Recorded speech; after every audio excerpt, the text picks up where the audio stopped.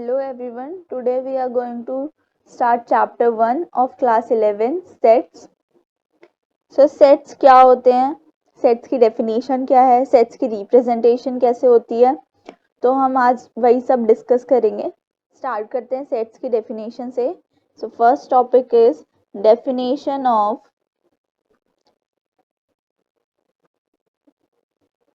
sets. So what is a set? So set is a collection of well-defined objects.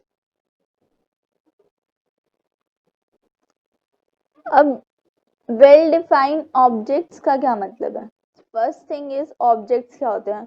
तो objects या members या element एक ही चीज है. सेट के अंदर जो एलिमेंट्स होते हैं वही हमारे ऑब्जेक्ट्स होते हैं, वो कोई भी चीज हो सकती है. अब वेल डिफाइंड ऑब्जेक्ट्स का क्या मतलब है? वेल डिफाइंड मतलब कि जो हमारे सेट्स के लिए हम ऑब्जेक्ट्स ले रहे हैं या सेट्स के लिए जो हमारी कंडीशन है वो वेल डिफाइंड ऑब्जेक्ट्स की होनी चाहिए. मतलब कि हमारे पास कोई कंफ्यूजन नहीं होना चाहिए.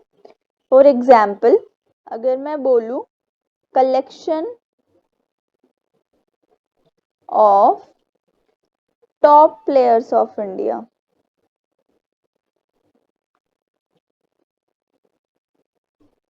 सो हमारे कलेक्शन में कौन कौन से प्लेयर्स आएंगे.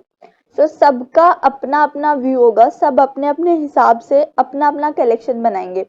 जिनको क्रिकेट पसंद है वो धोनी सचिन इन सबको अपने कलेक्शन में रखेंगे. फिर जिनको चेस पसंद है वो अलग लोगों को जैसे विश्वनाथन वगैरह उन सबको अपने कलेक्शन में रखेंगे. फिर अगर हम बैडमिंटन का देखें तो उसमें साइना नेहवाल वगैरह. तो हमारे पास जो कलेक्शंस आएंगे सबके अलग अलग कलेक्शंस होंगे. तो कलेक्शन जो है हमारा यहाँ पे वो वेल डिफाइंड नहीं है, क्योंकि इसमें हो सकता है टॉप प्लेयर्स हमारे क्रिकेट के हों या टॉप प्लेयर्स बैडमिंटन के हों या फिर टॉप प्लेयर्स चेस के हों. तो कुछ भी हो सकता है, वो डिपेंड करता है हमारे व्यूज पे, हम क्या सोचते हैं उस पे. तो ये हमारा वेल डिफाइंड कलेक्शन नहीं हुआ.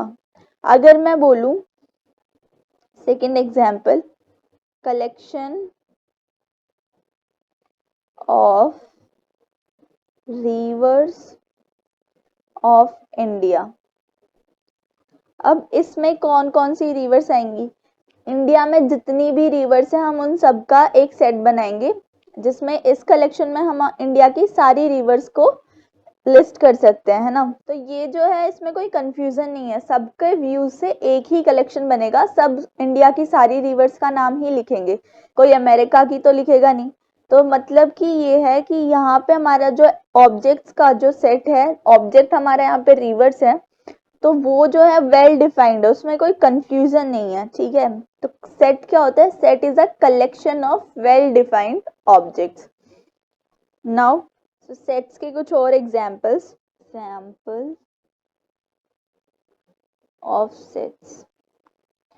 ये एग्जाम्पल्स जनरली बहुत यूज होते हैं मैथ्स में, तो आप लोगों को इनकी डिनोटेशन याद रखने की कौन सा सेट किस अल्फाबेट से डिनोट होता है और उसका सिंबल क्या है. ठीक है. तो एन, अगर कैपिटल एन हम ले तो ये हमारा होता है set of all natural number.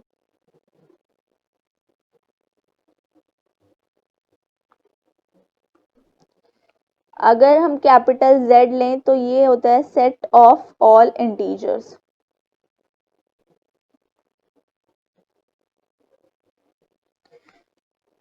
अगर हम क्यू लें, कैपिटल क्यू, अगर कैपिटल जेड के ऊपर प्लस साइन है that means set of all positive integers. मतलब कि जितने भी पॉजिटिव इंटीजर्स हैं उनका set. Positive integers, positive integers तो सबको पता ही है, 0 से लेके इंफिनिटी तक. तो सेट में जब बहुत सारे एलिमेंट्स हो तो हम ऐसे डॉट से इनको रिप्रेजेंट कर सकते हैं. नेक्स्ट इज क्यू प्लस, यानी set of all positive rational numbers. तो जितने भी रैशनल नंबर्स हैं सारे पॉजिटिव रैशनल नंबर्स का सेट क्यू पॉजिटिव से दिखाते हैं. अब आर के ऊपर अगर प्लस साइन है तो मतलब set of all positive real numbers.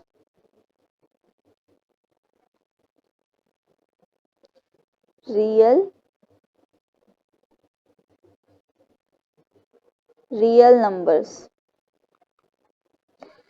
So ये हमारे कुछ सेट्स के एग्जाम्पल हैं जो कॉमनली हमारे यूज होते हैं, तो इनका सिंबल जो है वो याद रखें। कैपिटल एन है नेचुरल नंबर्स के लिए, जेड है इंटीजर्स के लिए, एंड क्यू है रैशनल नंबर्स के लिए। तो ये सारे इंपॉर्टेंट एग्जाम्पल्स हैं सेट्स के। अब सेकेंड चीज है हमारी रिप्रेजेंटेशन ऑफ सेट्स।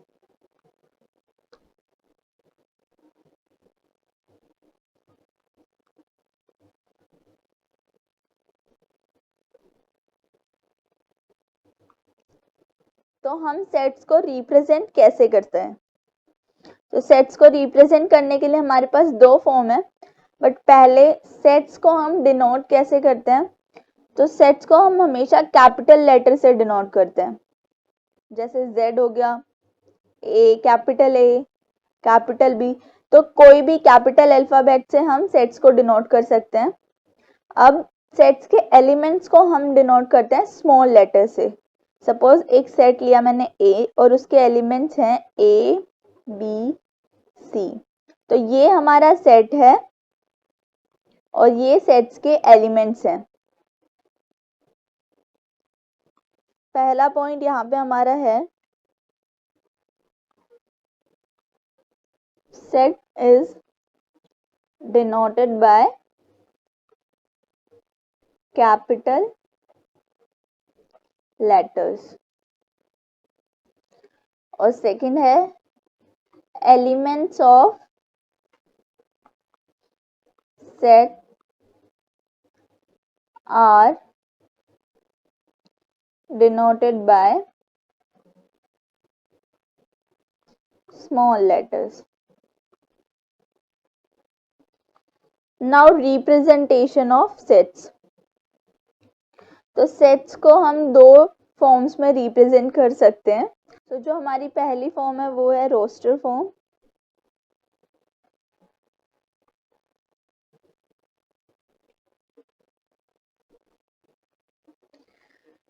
और जो सेकंड फॉर्म है वो है सेट बिल्डर फॉर्म।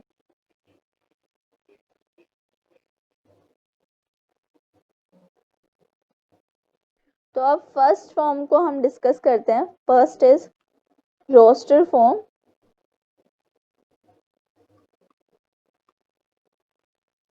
तो रोस्टर फॉर्म में हम सेट्स को कैसे रिप्रेजेंट करते हैं? सेट्स के एलिमेंट्स हम सिंपली लिखते हैं कर्ली ब्रेसेस में और हम उनको सेपरेट करते हैं कॉमास से। फॉर एग्जाम्पल, अगर ए सेट है हमारा set of all natural numbers less than 5, तो ए को हम रोस्टर फॉर्म में कैसे लिखेंगे? 1, नेचुरल नंबर्स 1 से स्टार्ट होते हैं इसलिए 1, 2, 3, 4, 5 लेस देन नहीं है, 5 से इक्वल टू है तो 5 नहीं आएगा। तो ये जो चार एलिमेंट्स हैं हमारे, ये हमारे इस सेट में आएंगे, सेट ए में। अब हमारे जो ये रिप्रेजेंटेशन हमारी है, ये हमारी है रोस्टर फॉर्म। सो रोस्टर फॉर्म में हम एलिमेंट्स लिखते हैं सेट के कर्ली ब्रेसेस के अंदर और हम उनको सेपरेट करते हैं कोमास। अब जो हमारी सेकंड फॉर्म है वो है सेट बिल्डर। तो सेट बिल्डर फॉर्म क्या होती है? तो सेट बिल्डर फॉर्म में हम एक प्रॉपर्टी, ऐसी प्रॉपर्टी ढूंढते हैं जो हमारे सिर्फ उसी सेट के एलिमेंट्स पे अप्लाई होती है। उस सेट के बाहर हमारा कोई भी ऐसा एलिमेंट नहीं होना चाहिए जिसपे हमारी वो प्रॉपर्टी अप्लाई होती हो। फॉर एग्जाम्पल, हमने ये लिया था a set of all natural numbers less than 5। तो अगर इसकी सेट बिल्डर फॉर्म लिखें तो ए की सेट बिल्डर फॉर्म होगी, ए में हम एलिमेंट्स लेंगे x, जहां पे हमारा x क्या होगा? So x is less than 5 and it is a natural number, so x belongs to capital N। Capital N मतलब नेचुरल नंबर्स का सेट है ना। तो ये हमारी होगी set builder form. Set builder form में हम क्या करते हैं, कोई ऐसी प्रॉपर्टी ढूंढते हैं जो हमारे सिर्फ उसी सेट के एलिमेंट्स पे अप्लाई हो, उसके बाहर कोई भी एलिमेंट ना छूटे। तो हमने जो इसमें प्रॉपर्टी लिखी है, इसमें सिर्फ यही 4 एलिमेंट्स आ सकते हैं, इसके सिवाय तो और कोई एलिमेंट्स आ ही नहीं सकते। मतलब कि ये हमारी सेट बिल्डर फॉर्म है इस एग्जाम्पल के लिए। तो थर्ड पॉइंट क्या है? In roster form all the elements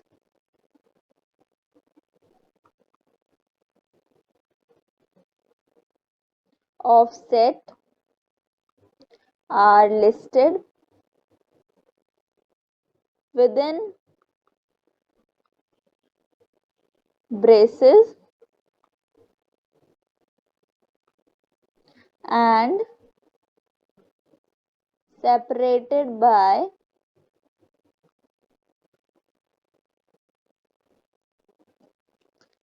commas. So third point is in roster form all elements of set are listed within braces and separated by commas. तो roster form में हम सारे elements को braces में लिखते हैं और उनको उनके बीच में हम कॉमा से उन्हें सेपरेट करते हैं। नाउ फोर्थ पॉइंट इज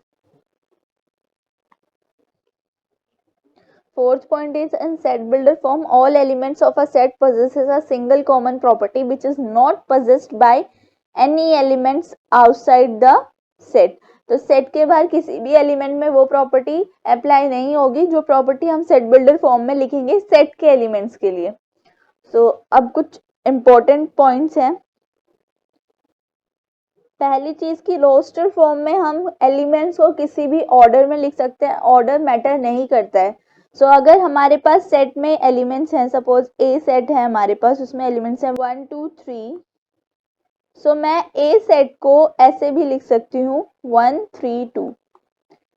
फर्क नहीं पड़ता कौन सा एलिमेंट आगे है कौन सा पीछे है, ऑर्डर मैटर नहीं करता है रोस्टर फॉर्म में, जिसमें हमें एलिमेंट्स लिखने होते हैं। रोस्टर फॉर्म में हमें एलिमेंट्स लिखने होते हैं, तो उसमें हमारे पास ऑर्डर मैटर नहीं करता है। That's why next point is order of elements does not matter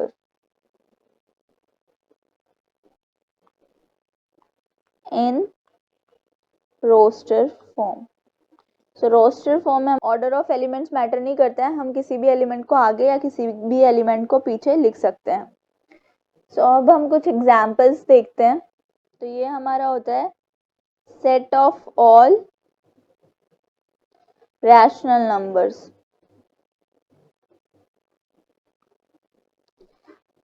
अगर हम आर लें, कैपिटल आर लें, तो set of all real numbers. तो फर्स्ट एग्जाम्पल हमने लिया।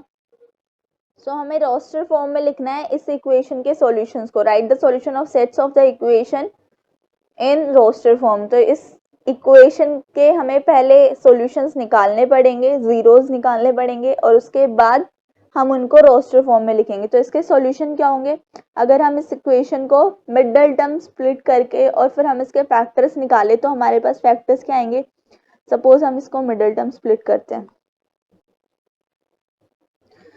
X square plus x minus 2, हम इसको पहले मिडल टर्म स्प्लिट करेंगे तो -2 है, तो 2 के ऐसे फैक्टर्स ढूंढने हैं जिनको सब्ट्रैक्ट करने पे +1 आए। तो क्या हो जाएगा 2 का फैक्टर?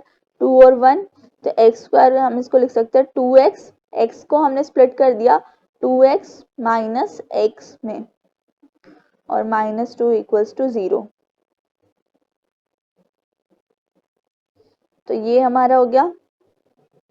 नाउ यहाँ से हम x कॉमन ले लेंगे इन दोनों टर्म्स से, तो x प्लस 2, और यहाँ से -1 कॉमन लेंगे तो ये हो जाएगा x प्लस 2। अब x प्लस 2 इन दोनों टर्म्स से कॉमन आ जाएगा और बचेगा क्या? x minus 1, 0। ये तो 9th-10th में पढ़ा है मिडल टर्म स्प्लिट करके। फैक्टर्स आ गए। अब x की वैल्यू क्या हो जाएगी? -2 और x इक्वल्स टू 1। अगर इसको 0 लेंगे तो 1 और इसको 0 लेंगे तो -2। तो ये हमारे आ गया सॉल्यूशन ऑफ इक्वेशन। अब हमें इसको लिखना है रोस्टर फॉर्म में हम सिंपली एलिमेंट्स लिखते हैं सेट के। तो हमारा सेट हमने सपोज ए सेट ले लिया या एस ले लो सॉल्यूशन के लिए। सो एस हमने सेट लिया, इसका सॉल्यूशन सेट, तो इसको रिप्रेजेंट कैसे करेंगे, -2, 1 या 1, -2, क्योंकि ऑर्डर तो मैटर ही नहीं करता है।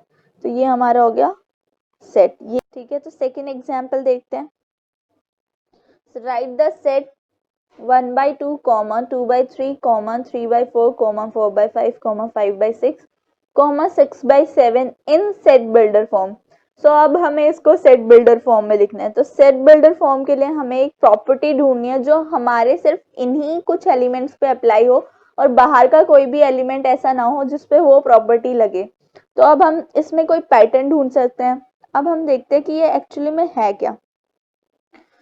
सपोज मैंने इस सेट को लिया है ए, तो मैं इसको कैसे लिख सकती हूँ, पहले प्रॉपर्टी देखते हैं। 1/2, 2/3। न्यूमरेटर को अगर मैं n लूं तो डिनोमिनेटर मेरा उससे एक ज्यादा है, यानी n+1 हो जाएगा, ठीक है। फिर नेक्स्ट टाइम हमारा n, ऐसे ही n हमारा बढ़ता जा रहा है, यहाँ पे भी अगर ये n है तो नीचे वाला n+1। तो एक प्रॉपर्टी तो हमें यहाँ से पता चल रही है कि हमारा जो सेट बिल्डर फॉर्म में आएगा, जो फॉर्म जिस फॉर्म में ये लिखे हुए हैं हमारे एलिमेंट्स, ये हैं n/n+1।